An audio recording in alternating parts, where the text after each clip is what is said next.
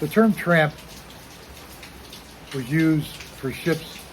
They carried anything and went anywhere and carried just about anyone. There were tramp freighters and tramp tankers. The Trans-Columbia, I consider to be the queen of tramps.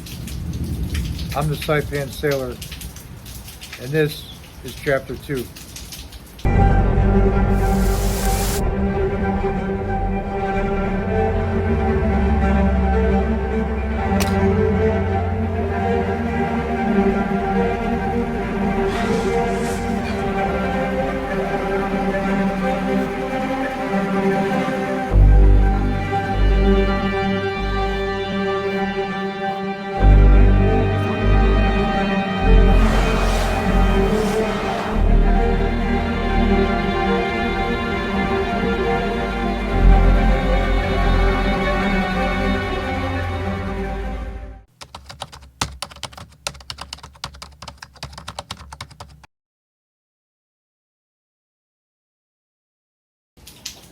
All right. Well, we got to New Orleans. Everybody had heard that we were going to go through the canal and head for Southeast Asia. And a lot of guys didn't want to go. I think just about every engineer had quit, except, of course, the chief engineer. Maybe some of the deck department. And one of our watchstanders. So they took on a lot of new guys there in New Orleans. One fella, he had some kind of mental disorder. I guess he was bipolar, I don't know. Unfortunately for myself and a watchstander that I relieved, who had 48, he was the other watchstander on a 12 to 4, and he relieved me. What a pain in the ass this guy was. At the time, I would have been thrilled if he just jumped overboard. But that's the way it is on the ship, you know. Not everyone is going to be likable. I can't say that I was even likable to most people in my younger years. We set sail, went through the canal, and started heading east across the Pacific Ocean.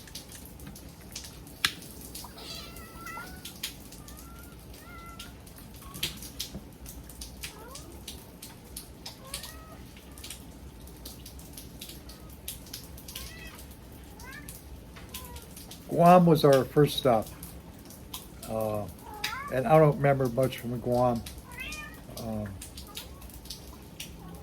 I had been to Guam several times in later years in the 90s.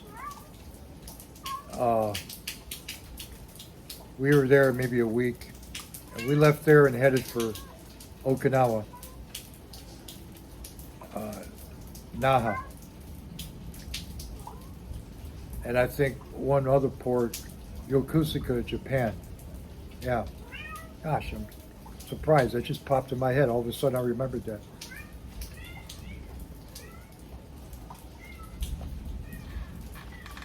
And I think it was in Yokosuka that I met a fellow who was an engineer on board a search and rescue ship, Military Sea Lift Command. And he said that ship was supposed to follow us around, our ship. And he said, "You're headed to Busan, Korea next." I said, "Yeah, I think so."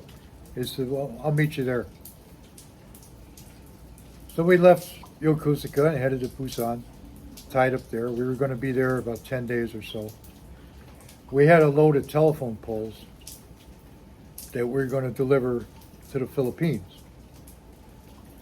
But we were going to Subic after there, but I will get to that in the next segment. In Busan, I met up with this guy again. He said, "Come on, I'll take you to Texas Street." Now, guys who have been down Texas Street, this is in 1982, okay?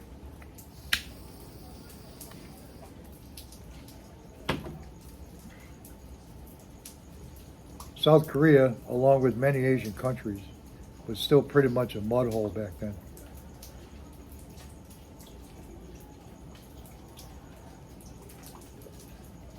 But this club that he brought me to was called the Oasis Club.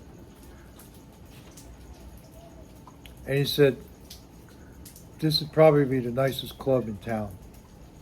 So they got good food, a lot of women hanging out, they got rooms upstairs. You won't have to go anywhere. And I didn't. I got good and drunk. Met a lady that I liked. Got a room upstairs. I went upstairs with her. And I had, a few beers with me that I took up there. Well, a couple hours later or sometime later, I ran out of beer. But while I was up there with her, I thought I heard, a bunch of noise downstairs, like some guy shouting. Thought I heard a crash or glass breaking. I'm not sure what I heard.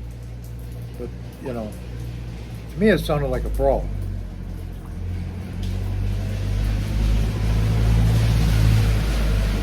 So I told her, I need another beer.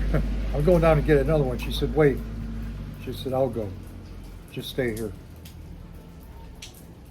I wondered why she wanted to go down here. Well, she went, brought back a few beers, and I drank them and fell asleep. And I asked her, can you wake me up early enough, I guess 6, 7 o'clock, so I can get back to the ship and have breakfast and relieve the watch. As I said before, I was on 8 to 12, and when we pulled into port, we broke watches, so I was on 8 to 4. I knew that. That's why I grabbed the 8 to 12.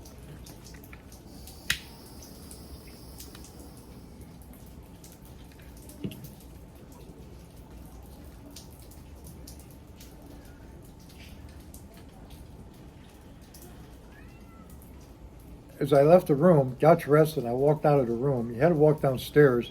The stairs was in the back of the club, way in the back. And so I had to walk through the club to get outside.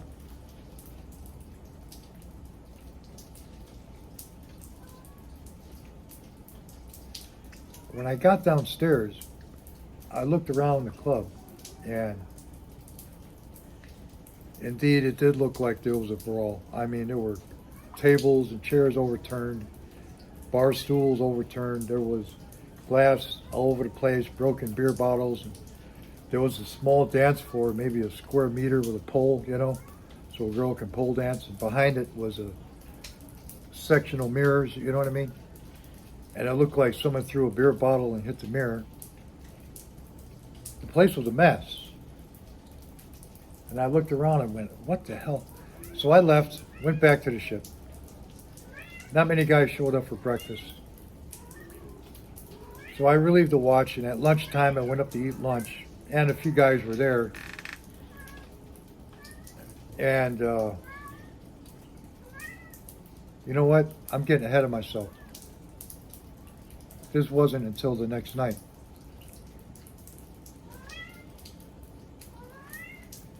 And I'm not really good at telling stories anymore, am I? That next morning, okay, the place was neat and clean. The club was. Because there was hardly anybody there the night before. And I told the girl, I'll be back, okay? I like it. If you'll have me, I'll come back. She said, yeah, come on back. I went back to the ship, and I'm telling all these guys, hey, the Oasis Club, you got to go there, And I told them all about it, and everyone's like, yeah, okay. So I was like the first one there, at about 5:30, 6 o'clock. I made sure I ate dinner before I went out. And I didn't waste any time. I grabbed a bunch of beers and grabbed this lady and went up to the room. And it was that next morning when I walked through the club, and it was in complete disarray. Okay. I had to backtrack there. Now that we're caught up. Lunchtime, that following day, the second day, the third day in port, nobody would talk to me. And I noticed a couple of guys, one guy had a little mouse under his eye, another guy had a bruise or a cut on his arm or something. And they wouldn't talk to me. I was asking, well, did you guys show up? Man, I was upstairs all night. Not a word from anyone. Eventually, I was to find out what happened there. That search and rescue ship, okay, there were a bunch of guys from that ship there. They were having a crew change. So there was twice as many guys in that club as there normally would be. And plus, a bunch of guys from our ship. Now, back then, that MSC ship wasn't the real Navy. The Military Sea Lift Command is a civilian branch of the Navy, okay? But a lot of those guys, I think, were ex-Navy. And the Navy and merchant seamen did not get along back then because we made a lot more money than they did, and they hated us for it.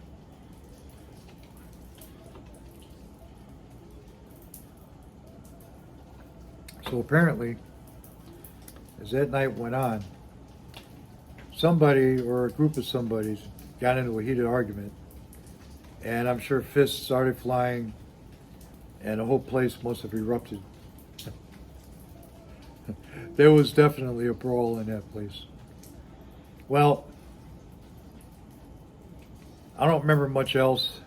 I know the Seamen's Club was open then, but I didn't spend much time there. I'd like to spend the time with this girl I met at the Oasis. And I have been to Texas Street many, many times in the future during the 90s and I think even after the millennium. And that completely changed since the Russian mob had moved in and took over. It was no longer a red light district. They had a lot of clothing shops there. And back then it was a big deal. I bought some suits, a bunch of clothes that I took back. I was living in Ventura, California at the time. And I went looking for that same club. The building was there. I recognized it. The same front, the front of it looked the same, only the sign was gone. And I don't know what it was instead. But I'll always remember that place. Well, folks, that's all this time. The next segment, I'll talk about Subic Bay. That's kind of a funny story. And that time, my first experience there is something I can never forget either. Clear skies and calm seas, everybody. I'm the Saipan Sailor. And this was Chapter 2 of the Tramp.